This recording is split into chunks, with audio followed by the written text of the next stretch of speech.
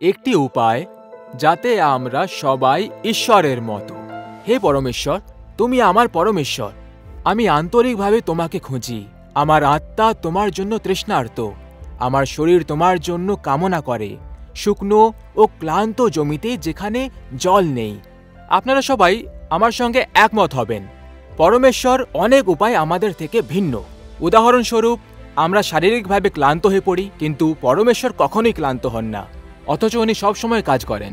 আমরা নিরুৎসাহিত হয়ে পড়ি, তথাপি পরমেশ্বর প্রথম থেকে শেষ পর্যন্ত জানেন এবং কখনো নিরুৎসাহিত হন না, অথচ উনি সব কিছুটাই জানেন। আমাদের জীবন সময় দ্বারা নিয়ন্ত্রিত হয়, কিন্তু ঈশ্বর সময় এবং স্থানের মধ্যে সীমাবদ্ধ নন।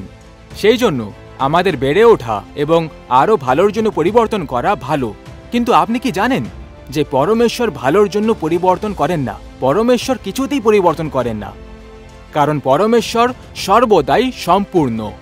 আমি নিশ্চিত যে আপনারাও এটা বুঝতে পেরেছেন এবং আমার সঙ্গে একমত হবেন। এই পৃথিবীতে তাঁর সময়কালে যিশু বড় হয়েছিলেন, কিন্তু তবুও যিশু ইতিমধ্যেই সম্পূর্ণ ছিলেন, কারণ তিনি পরমেশ্বরের পূর্ণতা ধারণ করেছিলেন।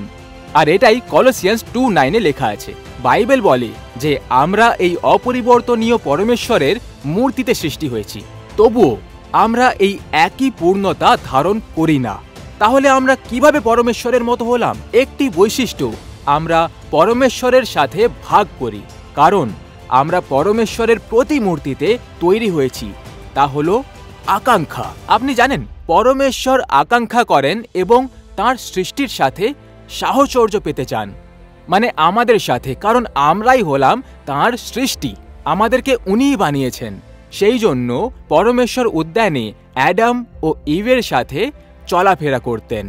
পরিবর্তে আমরা প্রত্যেকেই আমাদের সৃষ্টিকর্তার সাথে সহবাসের মাধ্যমে সম্পূর্ণ হতে চাই, কারণ উনিই তো আমাদের বানিয়েছেন। এই ঈশ্বরের ব্যাপারেই 1 জনের বাইবেলের বই বলে এটা সম্ভব। শুনুন, যদি আমরা দাবি করি যে আমরা তাঁর সাথে সাহচর্য পেয়েছি, তবু অন্ধকারে হাঁটি, আমরা মিথ্যা বলি এবং সত্যের দ্বারা বাঁচি না। কিন্তু যদি আমরা আলোতে চলি যেমন তিনি আলোতে আছেন, আমাদের একে অপরের সাথে সহযোগিতা আছে এবং যিশুর রক্ত, তাঁর পুত্র, আমাদের সমস্ত পাপ থেকে শুদ্ধ করে দেয়। তাহলে আপনারা লক্ষ্য করছেন যে আমাদের মধ্যে একটা জিনিস কমন, যে আমরা ঈশ্বরকে চাই আর ঈশ্বরও তেমনি আমাদেরকে চাই। তাই নিশ্চিত করুন যে আমরা মানুষেরা সব সময় যেন ঈশ্বরের আরাধনা করি, আর যখন আমরা এটা করব তবেই উনি আমাদের সন্তুষ্ট করবেন। এটা একেবারে নিশ্চিত। ঈশ্বর আপনার মঙ্গল করুক।